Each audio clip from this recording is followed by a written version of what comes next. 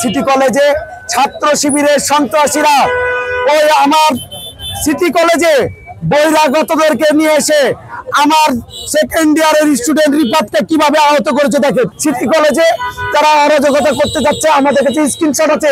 শিবিরের কর্মী বলেছে আমার নাকি এখানে কবর খুঁড়বে, আমরা আপনাদেরকে সরবরাহ করব।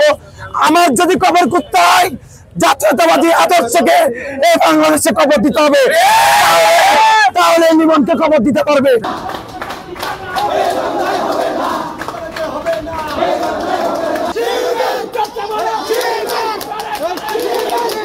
আজকে কলেজে আমরা মূলত গেছিলাম আমাদের কর্মসূচি দিয়ে আমরা নবীন বরণ প্রোগ্রাম আয়োজন করব কলেজে। Rajshahi college, new degree college, Carmichael college, যতগুলো কলেজ আছে সব কলেজগুলো তো নবীন বরণ প্রোগ্রাম হচ্ছে। ওটা যেমন আমরা প্রিন্সিপালের কাছে অনুমতি নেওয়ার জন্য কলেজে আমরা গিয়েছিলাম, কলেজে অবস্থান করি ছাত্র শিবিরের পক্ষ থেকে। তো আমরা কলেজে যাই, তো কলেজে যাওয়ার পর ওখানে ছাত্রদল অনেক বাধা প্রদান করার চেষ্টা করে, তারা বহিরাগত নিয়ে আসছিল। তো যাই হোক, ওটা জন্য একটা ঝামেলা সৃষ্টি হয়েছিল। তারা আমাদের উপর অ্যাটাক করে এবং ফার্স্টে আমাদের উপরে অ্যাটাক করে, আমাদের কয়েকজন ওখানে আহত হয়।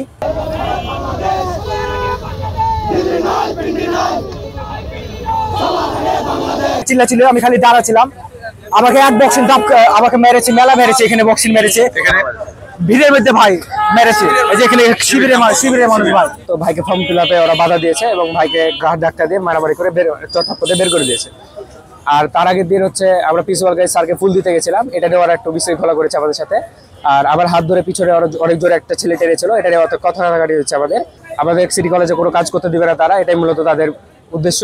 আজকে গেছিলাম, আমাদের বহিরাগত বলে আমাদের কলেজে ঢুকতে দেয়নি, কিন্তু আমরা ওই কলেজের স্টুডেন্ট, এটা নিয়ে একটু আমাদের ভিতরে ওরা আমাদের উপর হামলা করে।